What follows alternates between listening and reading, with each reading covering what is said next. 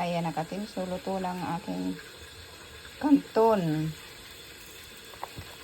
Kanton naman siya. Hindi naman pangsit bihon. Para maiba naman. Nakakasawa na rin. Lagi-lagi. May tubig-tubig siya. Uy. Lumalabo ah.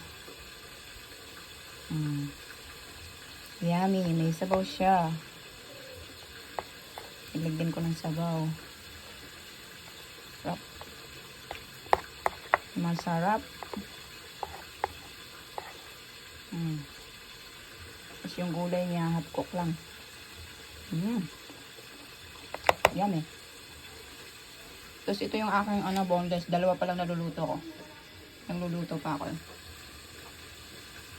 So yun lang katimso. Abang-abang ulit sa aking mga susunod na upload. Ingat sa lahat. God bless and see you. Mama. Bye.